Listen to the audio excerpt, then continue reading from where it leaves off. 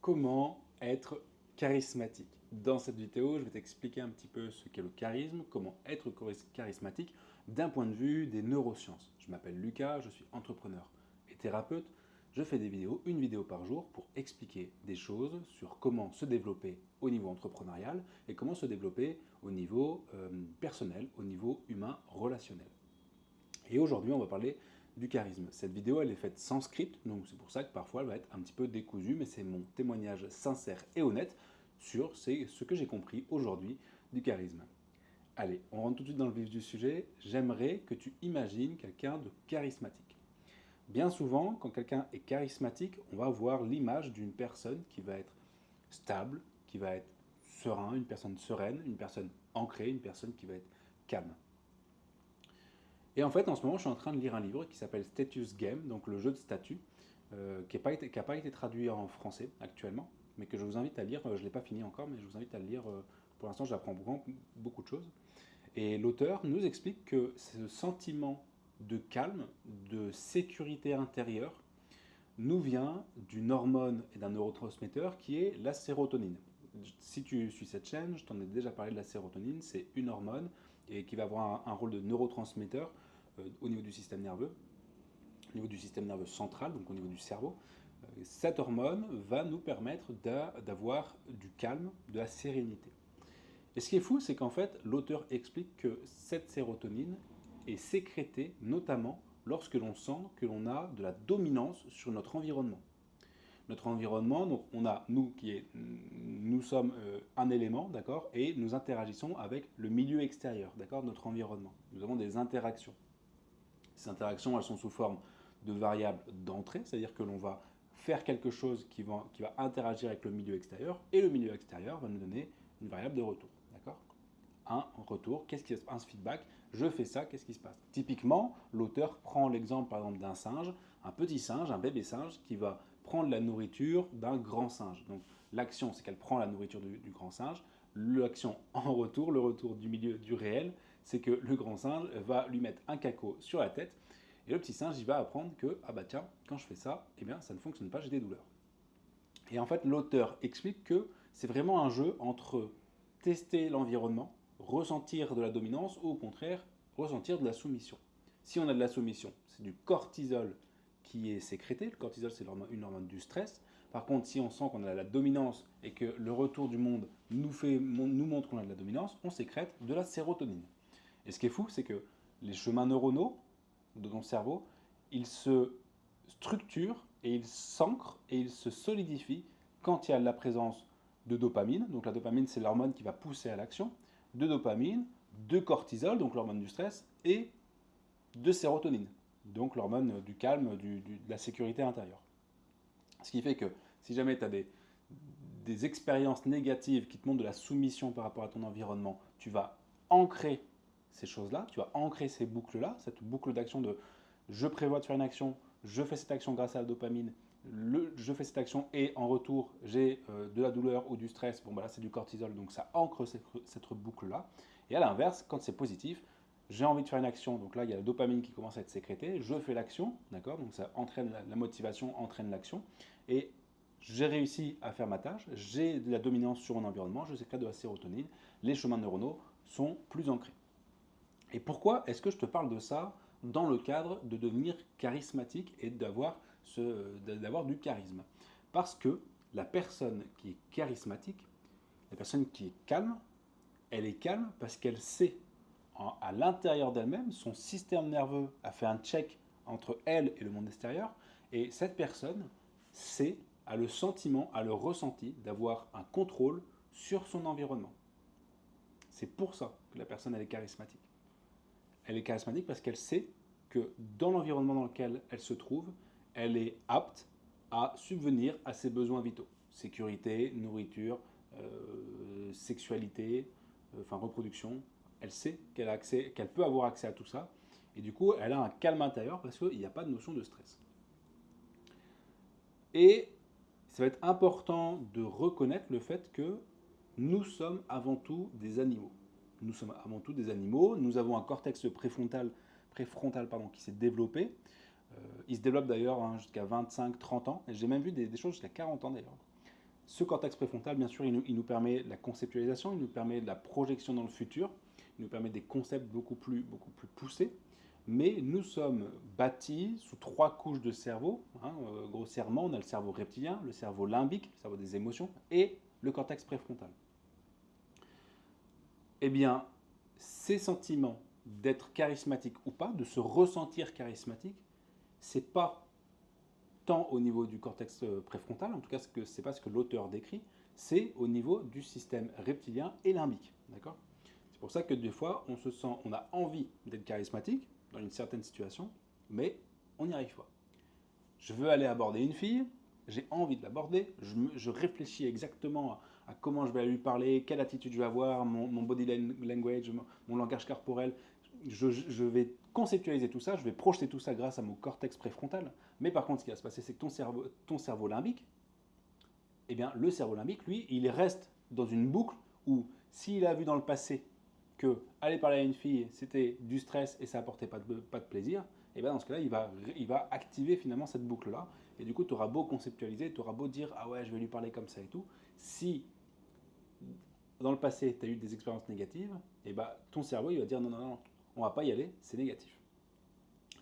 C'est vraiment un point important au niveau de la confiance en soi et du charisme, du coup, parce que les deux vont de pair. La confiance en soi, c'est quoi? C'est le sentiment, le ressenti de savoir qu'on va réussir une action dans l'environnement dans lequel on est. Et donc, du coup, c'est là où on voit que la confiance en soi et le charisme, c'est hyper lié. Parce qu'une personne qui a confiance en lui, c'est une personne qui, enfin en elle, c'est une personne qui aura du charisme. Parce qu'elle va être calme, elle va être sereine dans son environnement. Imagine que tu as, je sais pas moi, une tempête. Tu es sur un bateau, un chalutier, une tempête incroyable, il y a de l'eau qui éclabousse le visage, tout le monde crie, c'est la panique. Et là, tu as le capitaine qui sort, il est calme, il est serein. Et tous ces hommes s'arrêtent et le regardent, il est en haut de sa cabine, en haut de l'escalier. Et il dit une phrase, parce qu'il sait très bien que cette phrase-là, c'est ce qui va permettre de sortir de la tempête, permettre de remettre le bateau comme il faut. Pourquoi? Parce qu'en fait, il l'a déjà fait, il est serein, il sait que ça fonctionne et il sait qu'il va avoir du résultat. La probabilité de résultat va être grande, donc du coup, il n'a pas besoin de stresser et du coup, il est charismatique. Donc, il est important de comprendre que la sérotonine, elle est sécrétée, d'ailleurs, la sérotonine, elle est sécrétée à 90% au niveau des intestins, au niveau du ventre, d'accord? Elle est sécrétée au niveau du ventre, ensuite elle circule dans le sang et ensuite ça va dans le cerveau. Si jamais, parce qu'après on va voir comment, reste bien jusqu'à la fin de cette vidéo, parce qu'on va voir justement comment augmenter cette sérotonine. D'ailleurs, si la vidéo te plaît, je te laisse liker, commenter et t'abonner. Cette sérotonine, elle est sécrétée à 90% au niveau digestif. Donc, on va voir que l'hygiène de vie va impacter ta production de sérotonine et du coup va impacter le sentiment que tu as de contrôle sur ton environnement. Et oui, je sais, je sais. Je sais que mal manger, une des conséquences, c'est pas de finir obèse, malade, c'est de ne pas avoir de contrôle sur son environnement. C'est pour ça que c'est incroyable le corps humain. C'est pour ça que c'est fou de comprendre comment ça fonctionne, parce que tu vois des interactions entre les trucs que tu n'as même pas idée au début. Tu te dis pas, par exemple, bah tiens, si je mange mal, je ne serai pas charismatique. Tu vois, c'est lié en fait, c'est lié.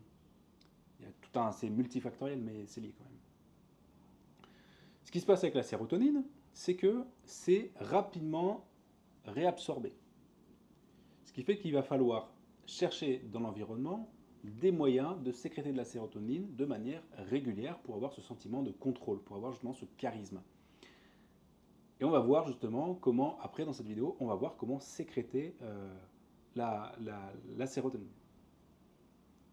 Donc je t'ai expliqué, le cortisol c'est l'hormone de stress. Quand tu fais une action dans ton milieu extérieur et que cette action est négative, tu sécrètes du cortisol, ce qui fait que bah, du coup tu vas stresser et quand le cerveau va se retrouver face à cette situation-là, et bah, tu vas stresser de nouveau, donc du coup ça va être très compliqué. Quand tu as des expériences passées où tu as eu des douleurs émotionnelles, psychologiques, physiques, notamment dans l'enfance, de toute façon, dans cette chaîne, on fera le lien beaucoup avec l'enfance, parce que de tes 1 à 7 ans, c'est vraiment là où tu absorbes tout le monde extérieur et c'est là où tu crées ce qu'on appelle des MIO, des modèles internes opérants. En gros, ce sont des schémas que tu vas répéter en boucle parce que c'est ancré dans ton cerveau s'est constitué comme ça. Puisque ton cerveau s'est constitué comme ça modifie tes comportements vont influer sur le monde extérieur en rétroaction va modifier tes comportements, modifier ton cerveau, du coup. Et du coup, c'est pour ça que tu vois finalement uniquement la réalité, le monde en fait dans lequel tu t'es construit, tu te projettes. Mais ce qui est la bonne nouvelle, c'est qu'on peut changer ça. D'accord. L'auteur, elle faisait un lien hyper intéressant par rapport à ça sur les reptiles. Les reptiles, par définition, ils ont un cerveau reptilien. Le cerveau reptilien, c'est vraiment le cerveau de base, respiration, manger, déféquer, s'accoupler. Voilà. Et ça fonctionne que si le crocodile, il a mangé, il n'a pas faim, l'antilope, elle peut rester à côté du crocodile, le crocodile ne va pas la manger. Parce qu'il n'est pas dans le concept de plus tard, il faudra que je fasse des réserves. Là maintenant tout de suite, il a mangé, il n'a pas faim, il n'y a aucune raison qu'il dépense de l'énergie pour aller manger une antilope alors qu'il n'a pas faim. Et donc du coup, l'auteur elle disait un truc trop rigolo, elle disait un truc, le crocodile qui voit une bestiole plus petite que lui va essayer de la manger. Le crocodile qui voit une bestiole plus grosse que lui va s'enfuir parce qu'il a peur. Parce que plus gros, ça veut dire que dans les expériences passées, plus gros, ça veut dire qu'il va mourir. Et quand il voit une bestiole de sa même taille, il essaye de s'accoupler avec. Par-dessus se rajoute, après chez les mammifères, le cerveau limbique. Le cerveau limbique, pour le coup, celui des émotions, c'est celui qui va faire le pour et le contre de est-ce que je mets ma dominance ou est-ce que je me soumets. On reprend l'image du petit singe. Le petit singe, il voit le fruit avec le gros singe à côté. Au début, il va essayer quand il est jeune, et puis il va apprendre par l'essai, d'accord. Il essaye, il se prend un caco sur la tête, bon, il ne faudra pas que je le refasse.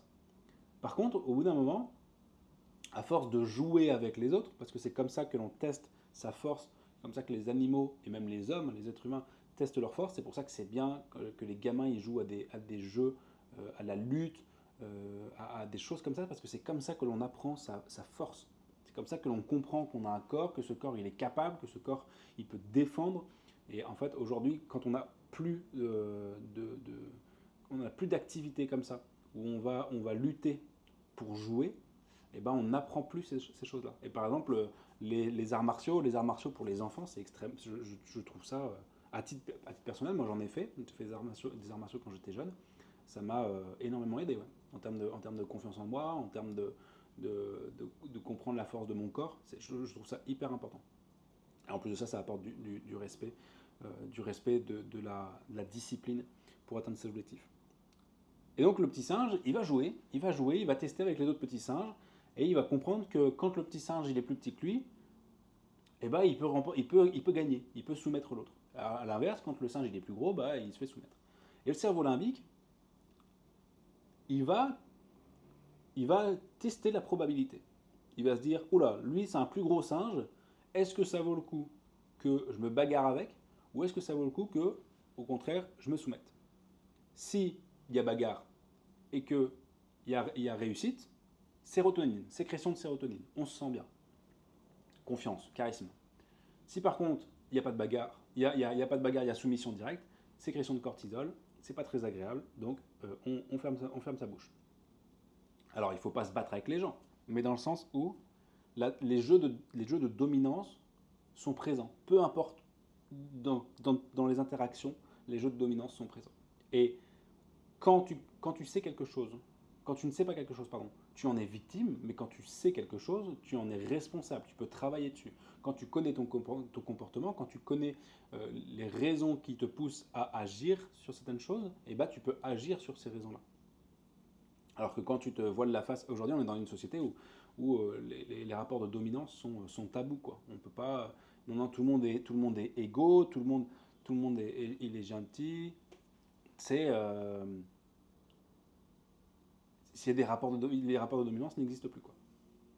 Alors que ils existent parce que nous sommes des animaux avant tout et que nous avons grandi, nous sommes des animaux sociaux. En plus de ça, le crocodile, il s'en fout, lui, des rapports de dominance. Lui, il baise, il chie, terminé le crocodile, quoi. Tu vois, il n'a pas besoin. Par contre, les animaux sociaux, les mammifères qui vivent en groupe, ben, il y a ce besoin de dominance, il y a ce besoin de comprendre les probabilités de dominance. Est-ce que je suis dominant, est-ce que je suis soumis?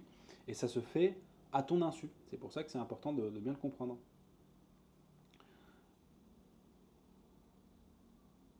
Voilà, ça, c'est ça, ce que l'auteur dit. Chaque cerveau est câblé de manière à savoir à quand s'attendre à la douleur et quand se réjouir pardon, de sa propre force, hein. Les animaux apprennent leur force, ils sont capables de peser leur force relative grâce à l'activité que nous appelons des jeux. C'est pour ça que c'est hyper important. Et lorsqu'on se compare à d'autres et que l'on juge inférieur, on va sécréter du cortisol. Quand on dit ouais mais cette personne-là elle est mieux elle est mieux que moi, on va sécréter du cortisol et parce qu'on va se sentir soumis en fait. C'est pour ça que c'est hyper important de visualiser des choses positives plutôt que des choses négatives. Parce que quand tu visualises, le problème c'est que le cerveau, il ne fait, il fait pas la distinction entre la réalité et la fiction et l'imaginaire. C'est pour ça que quand tu regardes un film par exemple, tu vas sécréter des hormones parce que le corps ne comprend pas, le cerveau ne comprend pas que ce que tu es en train de regarder, c'est pas la vraie vie, c'est un film. Mais tu vas quand même sécréter des hormones. Et quand tu visualises, bah, c'est la même chose pour le coup. Notre cerveau est conçu pour éviter les menaces. Il est donc très motivé pour éviter tout ce qui est lié à la position de soumission. Donc c'est pour ça que c'est hyper important de comprendre ces jeux-là de dominance pour finalement aller chercher du charisme, aller chercher quelque chose de charismatique. Hop. Et ces jeux de statut, cette dominance, elle se fait, l'auteur le décrit sous plusieurs formes. Il y a beaucoup de formes, je t'en ai noté quelques-unes. Et en fait, ces jeux de dominance, ils vont, tu vas pouvoir le faire via différentes façons. Par exemple, ça peut être via ce qu'on appelle les objets statutaires. Typiquement, une Rolex, c'est un objet statutaire. On n'achète pas une Rolex parce qu'on aime bien le mécanisme. La plupart des gens achètent une Rolex parce que ça montre que c'est un objet statutaire. Ça montre que tu as réussi. Ça montre que tu as l'argent pour acheter une Rolex. Ça montre que tu fais partie des gens qui ont une Rolex. Pareil pour Ferrari, Hermès. Toutes ces choses-là, ce sont des objets statutaires. D'accord? On peut aimer l'objet en lui-même, mais c'est un objet statutaire. Ça dit aux autres où est-ce qu'on en est. Donc l'auteur parle des objets, parle de la dominance par l'intelligence, de la dominance par l'ethnie. Mon ethnie est meilleure que la tienne, ma morale est meilleure que la tienne. D'ailleurs, vous voyez beaucoup aujourd'hui, hein, enfin ça a toujours été, mais aujourd'hui c'est peut-être plus exacerbé, des personnes qui se disent d'une morale plus meilleure, tu vois. Ah bah toi tu manges de la viande, moi je suis végétarien, moralement je suis meilleur. Ça fait sécréter de la sérotonine en fait, parce on se perçoit comme dominant par rapport à cette personne-là. Ah ben toi t'es végétarien, moi je suis vegan. Et hop, ça fait sécréter de la sérotonine parce qu'on se sent supérieur entre guillemets par rapport à cette personne-là. Et c'est pour ça qu'il y a beaucoup de personnes qui vont aller dans ces trucs-là. Ou par exemple, moi je soulève plus lourd que toi à la salle. On est en rapport de dominance, on fait sécréter de la sérotonine. Euh, Qu'est-ce qu'on a d'autre? Objets statutaires. Ouais, toutes ces choses-là en fait, on va aller chercher à créer de la sérotonine en rabaissant les autres. Et le but, c'est d'aller sécréter de la sérotonine sans forcément rabaisser les autres, sans faire du mal aux autres. Tu regardes, elle dit là, vous associez peut-être les jeux de statut à des montres ou à des titres de luxe, donc ce que je t'ai dit, les Rolex, tout ça. Vous pouvez assimiler la domination sociale aux personnes qui parlent fort, qui participent à des bagarres dans les bars ou qui ont beaucoup d'argent. Mais les jeux de statut se présentent sous une myriade de formes, car chaque cerveau recherche ce qui lui a valu d'être reconnu dans son propre passé. Et donc voici quelques exemples, et donc elle décrit toutes ces choses-là. Et c'est ça qui est hyper important, c'est qu'on ne va pas chercher forcément les mêmes choses pour sécréter de la sérotonine et pour se sentir charismatique, selon ce que l'on a vécu en fait. Selon ce qu'on a vécu. Si on a eu une boucle avec le milieu extérieur, cette boucle-là nous a montré que parler avec des filles, parler avec des femmes, ça fait sécréter de la sérotonine et ça nous donne une position de dominance, on va être tenté de refaire ça. Si par contre on a vu que c'était pas ça qui nous avait fait sécréter de la sérotonine, on va pas aller vers ces choses-là.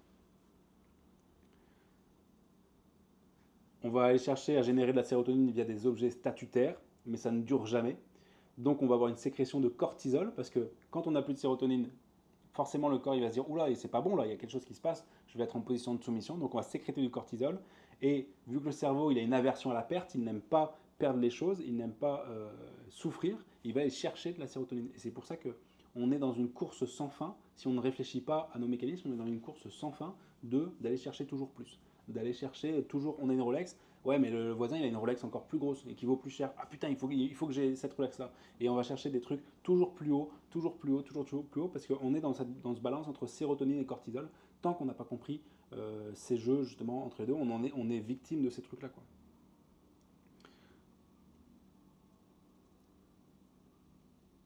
Ouais, tu vois, elle dit que là, on peut chercher, par exemple, par le corps. J'ai un corps qui est plus beau que le tien, et ainsi de suite. Mais ce sera jamais assez. Ça sera jamais assez parce que on est dans cette balance entre sérotonine et, euh, et cortisol. Tu vois, la sérotonine donne confiance, donne le calme, donne la sécurité, le sentiment de force. Et donc, qu'est-ce que c'est? C'est le charisme. C'est le fait d'être charismatique, c'est ça. C'est en fait d'avoir des taux de sérotonine circulant dans le corps qui sont élevés. Le cortisol, à l'inverse, c'est le stress, la faiblesse, la soumission perçue. Ah oui, la soumission perçue parce que tu n'es pas forcément soumis, mais tu peux t'imaginer être soumis. Par exemple, quand tu penses à ton rapport avec l'État, oui, effectivement, si tu penses tous les jours, tu vas te dire, effectivement, je suis soumis par rapport à l'État, quoi.